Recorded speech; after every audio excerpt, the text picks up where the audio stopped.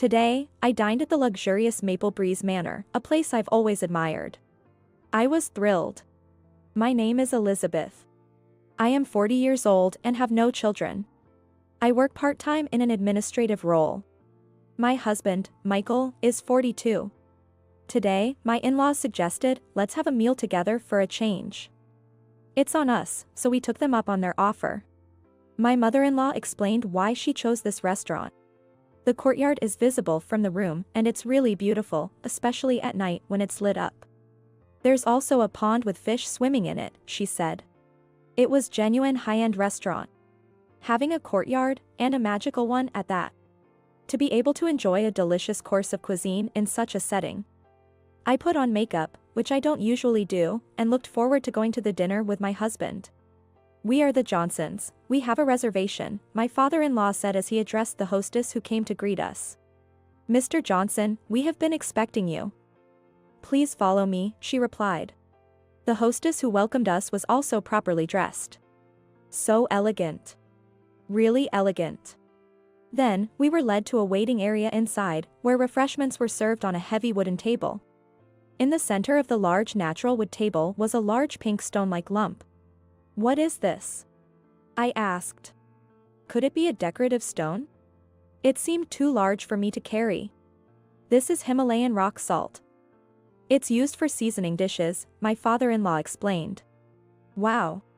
I was amazed by my father-in-law's explanation. I had never seen such beautiful pink salt. Everything was wonderful. However, contrary to my buoyant mood, it was from this point that the atmosphere at the restaurant began to feel off. Despite waiting for a long time, we were not led to the dining room for our meal. We have finished the refreshments and drinks. After an hour, my father-in-law timidly asked a passing hostess, "Excuse me, we had a reservation for 6 p.m. under the name Johnson. Is our meal ready yet?" The hostess replied, "Oh, Mr. Johnson. Yes, we have your name down. Please wait a little longer," and then she left and did not return. Initially, my in-laws said, "Let's just wait patiently," but after 2 hours, even they started saying, "This is a bit much." And rightly so. Having a reservation for 6 p.m. and hearing nothing by 8 p.m. We waited in the waiting area for as much time it would take to finish a casual meal. For a high-end restaurant, this seemed unacceptable.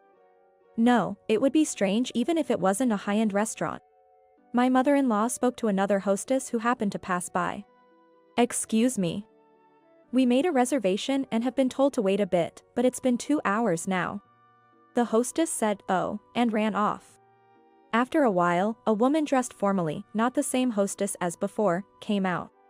It was clear at a glance that she was in charge. She might be around 50 years old. Not a single hair was out of place, her hair pinned up neatly. With her elaborate hairstyle, she introduced herself without even a formal greeting. "I am Susan, the manager here. I apologize for the inconvenience caused." My mother-in-law repeated. "We are the Johnsons. We had a reservation for 6 p.m., right?" "Yes, we did have your reservation," Susan said. "Then why weren't we seated for our meal at 6 p.m., my mother-in-law pressed on. Susan then said, "I apologize. At 5:30 p.m., we had a last-minute request for a reservation at 6 p.m. "What?" My mother-in-law raised her voice in surprise. "I made our reservation 2 weeks ago, didn't I?" "Yes, you did," she confirmed. "Then, shouldn't the normal response be to tell those last-minute people that the reservation slots were already filled?" Susan then said, "Well, we did usher you into the building at 6 p.m., right? To the waiting area, as per your reservation time. However, a last-minute reservation came in, so we were planning to guide you to your meal as soon as a room became available." Completely nonchalant. Wait a minute. I've never heard that being ushered to the waiting area at the reservation time is acceptable. My mother-in-law was outraged. But Susan, shrugging her shoulders, retorted. "Do you know who made that last-minute reservation?" "What?" "It was President Scott of Scott Enterprises." Scott Enterprises. Even I had heard the name. It's a big company around here. In that case, we prioritize them. Susan said as if it were the most natural thing. But my mother-in-law stood her ground firmly, "That's not how it works. Are you saying there's a hierarchy among customers? It should be first come, first served. Despite my mother-in-law's raised voice, Susan was unfazed. That's your assumption. Our establishment's rules are different. This place is a social venue for the successful. Poor people who do not fit the criteria can please leave, she said, haughtily. Her haughtiness seemed to make her appear taller, as if by 10 feet. Well, that must be my imagination. Poor. This time, my father-in-law's voice faltered. Not to speak out of turn, but my in-laws are not poor. On the contrary, they are quite well off. However, Susan glanced at me with surprise, sneered, and said to my father-in-law, "And you, sir?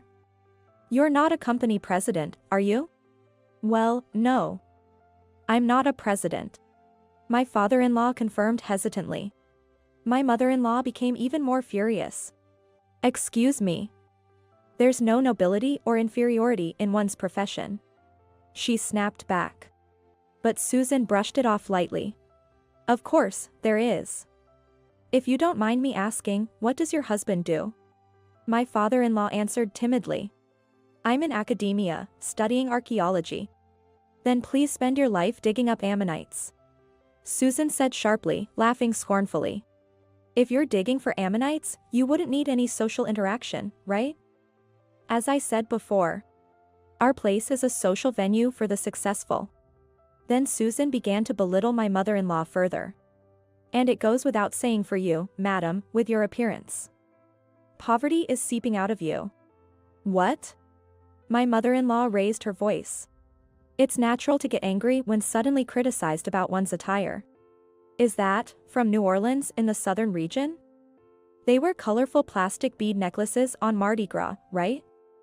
"That must be it." "Mardi Gras?" Though not exactly a plastic bead necklace, my mother-in-law was wearing a sparkly attire. By then, Susan's gaze had completely turned into one of disdain for the lower classes. "How dreadful. Elderly people from the South who are poor tend to haggle in department stores, don't they? Wearing such clothes. Such prejudice. Being from the South, I know that people don't haggle in department stores. And by the way, those necklaces that are supposedly worn by women from the South are actually from a brand and are quite expensive." Susan's head was filled with prejudices about everything, including professions. "People like you should wander around discount supermarkets. I was thinking of preparing a seat for you as soon as one became available. Maybe around 10 p.m., but being pressed by such poor people is completely out of place and has spoiled our mood, so please leave." Then, to the attendant behind her, she said, "Freshen the air after they leave. Poverty attracts more poverty." My mother-in-law exclaimed, "Enough. We're leaving," and angrily stood up to leave. Absolutely disgusting. Eventually, the four of us discussed what to do, and my father-in-law suggested, "Let's go to our favorite steakhouse," so we went there. It was also quite upscale, and I was truly satisfied, but my mother-in-law continued to seethe. What was that condescension about? Utterly unreasonable. "And what's with the Mardi Gras? I'm not even sure of what it is like." Mardi Gras is?" I began to explain. Mardi Gras is celebrated with extravagant festivals and parades. They often feature vibrant costumes, elaborate floats, music, dancing, and indulgent foods and drinks. New Orleans is particularly famous for its Mardi Gras festivities. What's with the bead necklaces?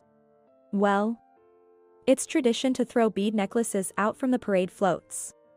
I was somewhat amused by Susan's oddly specific knowledge, but my mother-in-law's anger had reached its peak. That owner, looking down on people she considers poor, she deserves to be brought down a notch herself. My husband, my father-in-law, and I, all overwhelmed by my mother-in-law's intensity, swallowed our premium steaks without even chewing, gulping it down whole. Then, less than a month later, I received a call from my mother-in-law. "We're going to Maple Breeze Manor." "Excuse me?" I was taken aback on the phone. Why would we go back after such an unpleasant experience? "Of course, for a meal. Let's meet at the same time, 6 p.m. "Okay." They were the ones who said so, my mother-in-law said with a laugh before hanging up. That weekend, we were again at Maple Breeze Manor at 6 p.m. As soon as we arrived, an attendant greeted us at the gate. Immediately, we were recognized as the Johnsons. "We've been expecting you." And shortly after being served drinks and refreshments in the waiting room, we were shown to our seats. It was clear we were seated in the best dining room with a view of the garden. And every dish that came out was incredibly delicious. The garnish included just a few berries and some elegantly placed herbs. Every single dish was crafted with meticulous care. A feast for both the eyes and the palate. Towards the end, prime rib was served, and we were told to enjoy it with Himalayan rock salt. The flavor, the tenderness of the prime rib, the depth of the Himalayan salt, it was sublime. I felt as though I could ascend to the heavens. My gaze shifted to the illuminated garden and the fountain. I felt as if I had become a queen of an ancient kingdom. As this dreamlike time was coming to an end, and we were enjoying our dessert, Susan, the very owner from before, approached us. "Mrs. Johnson, how was your meal?" "Oh, it was absolutely delightful," my mother-in-law replied smoothly, sipping her post-meal coffee. Seeing this, Susan seemed relieved and began to apologize. "I truly apologize for any discomfort our previous discourtesy may have caused you." However, once everyone had finished their dessert, my mother-in-law said, "Thank you for the meal. I suppose we shall never meet again." "Eh?" Susan was taken aback. "We came because you said you wanted to talk. We ate because you suddenly served us food." "What about it?" "What about it, indeed? After all that dining. Do you understand why this has happened?" Despite having enjoyed so much, my mother-in-law was still cornering Susan. Then, Susan confessed her misdeeds. "Our place is a social venue for the successful. Poor people, please leave," such a disrespectful remark I made. "Right. So, it's all about business first, isn't it?" My mother-in-law placed her coffee cup down with a soft click. Susan's face turned even paler. Today, her elaborate hairstyle seemed about 5 centimeters shorter than before. Susan began to apologize again.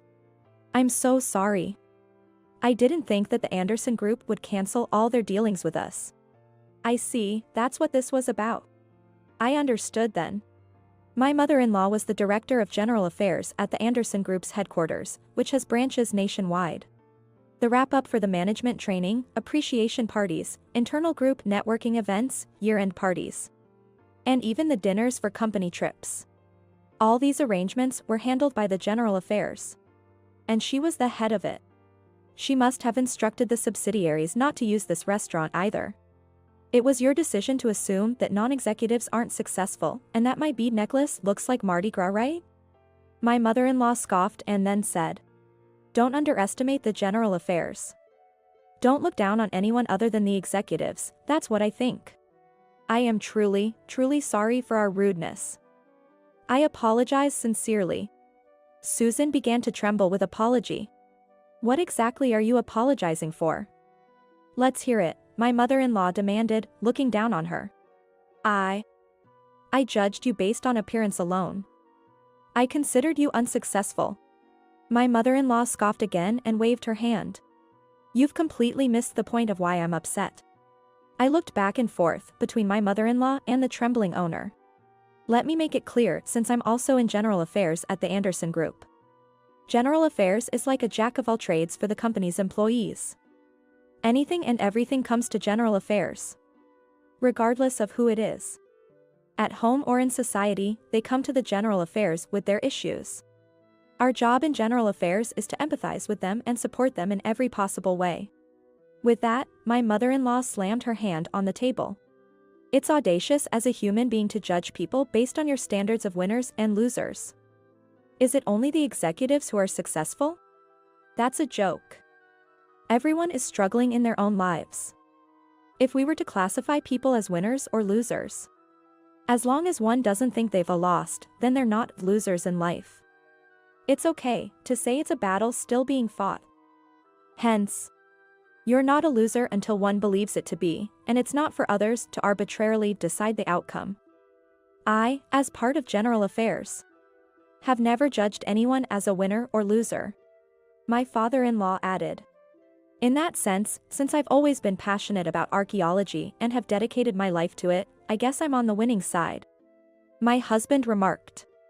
He added, "It might seem ordinary, but building a life with my wife and enjoying simple conversations makes me feel like a winner too." Not wanting to be outdone, I proudly declared, "Even though it's just a part-time job.